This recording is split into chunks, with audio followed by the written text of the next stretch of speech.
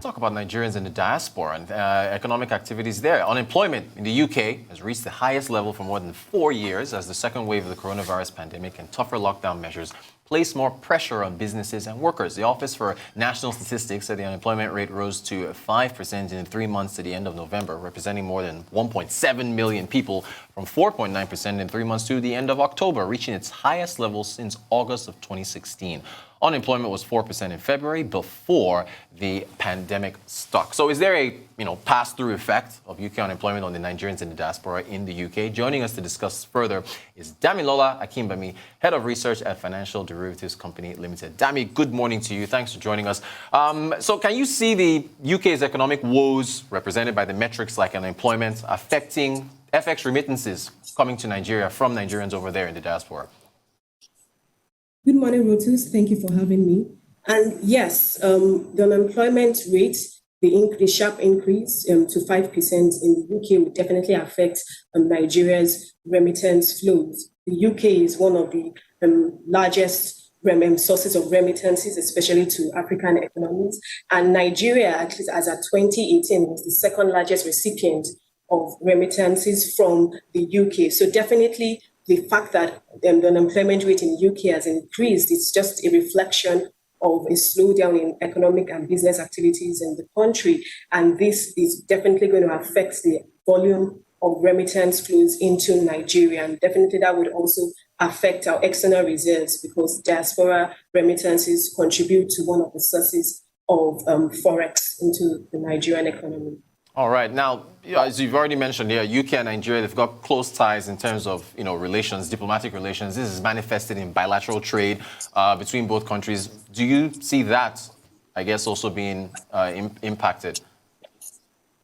Yes, definitely. The UK is a major trading partner of Nigeria. The UK is Nigeria's third largest import trading partner in Europe, after Germany and Netherlands, and it's also the fifth largest export trading partner of Nigeria in the world. So definitely Nigeria and UK have strong ties, but more importantly is the fact that the UK has left the EU. So definitely the UK is going to be revisiting its trade policies and its investment policies. But the good news is that Nigeria is a member of Commonwealth, and Nigeria is the second largest country amongst the Commonwealth members in terms of population after India and Pakistan. So Nigeria stands to benefit from increased trade ties with the UK, and we're going to see more aid, trade, investment, infrastructure aid going on. But the fact right now, like I mentioned, because the UK is going to be revisiting its trade policies, visa policies, and what have you. So in the beginning, the teething phase, we might see a decline in trade flows, a decline in investment flows, but in the medium to long term, that is going to recover. We're going to see an improvement in the trade patterns and flows. So definitely it's going to affect Nigeria's trade patterns. And bear in mind that also the UK is one of the countries that is really suffering from this COVID pandemic and this second wave and even the new variant. We know that the UK is in another lockdown and has imposed strict restrictions. So definitely these would affect demand, and this would affect consumer spending, which would also affect Nigeria's trade flows.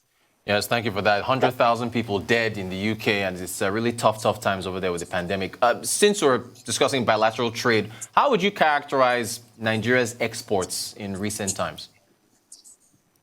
Well, according to the National Bureau of Statistics, Nigeria's export earnings in Q3 actually increased by about 35% compared to the second quarter, and that is understandable because in Q2, that was when the peak of the lockdown, and since then in Q3, there was a reopening of several aspects of the economy. But if you compare that performance with to Q3 2019, it was a decline, a sharp decline of over 40%. And if you look at the breakdown, all exports too declined compared to 2019, but quarter on quarter, there was an increase. I know all exports account for a significant part of Nigeria's total export earnings. And if you even look at the agri composition also, the low demand, which is affecting commodity prices, has also affected Nigeria's agri export commodities. But with that said, again, because we are tied to the global recovery, as more vaccines are distributed and as the global economy recovers, we expect to see an improvement in our trade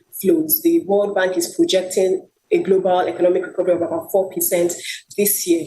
But in the short term, Nigeria's terms of trade are still going to continue to deteriorate, and that's because our export prices are falling faster than our import prices because our import bill is being affected by the exchange rate adjustment, and also the fact that our trade deficit is going to continue to widen in the short term. So we're going to see that play out at least in Q1, Q2 until we see a change in the growth trajectory. Thank you for that. So while on the matter of exports, I want to ask what you make of the central bank's deadline of January 31st for exporters in Nigeria to repatriate their proceeds through the official window or face consequences. What do you make of that move?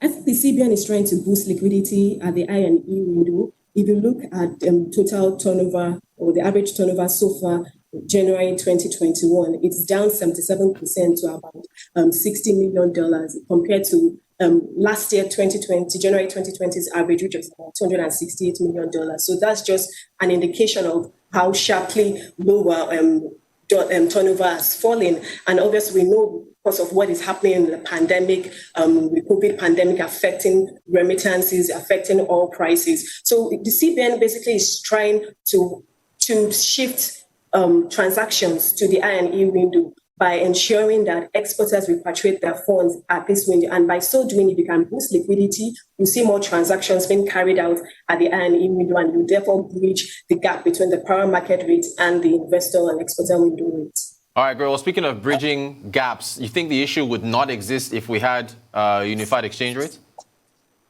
I think a lot of issues would not exist if we have a unified exchange rate. But with that said, we know that the international community has been clamoring for Nigeria to have a unified exchange rate. But what we have right now is a convergence.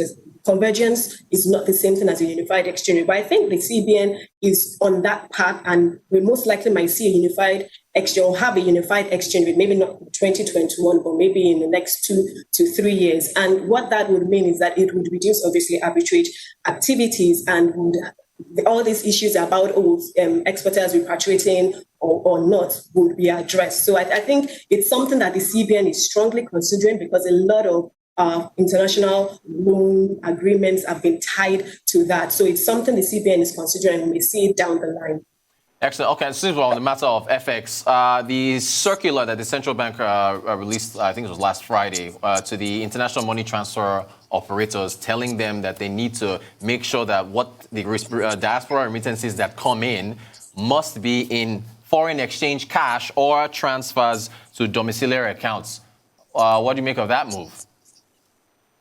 Yes, again, I think it's one of the CBN's forex management tools trying to address arbitrage activities and also trying to control the supply of forex in the markets. There's a dearth of dollar flows right now in the Nigerian forex market, and the backlog is still in excess of over $3 to $4 billion. So what the CBN is trying to do is to ensure that supply is controlled to an extent. So if recipients of diaspora funds can receive those funds in dollars, then they can change at whatever rate, whether it's at 386 or 475, and indirectly are reducing the demand pressure. So that's what the CBN is trying to address. Now, whether IMTOs are going to agree or adhere to that is another issue. But then, so if we can boost forex supply and the distribution, we expect that to an extent will reduce the demand pressure at the power market because of the forex rationing, the scarcity. We've seen a lot of manufacturers being forced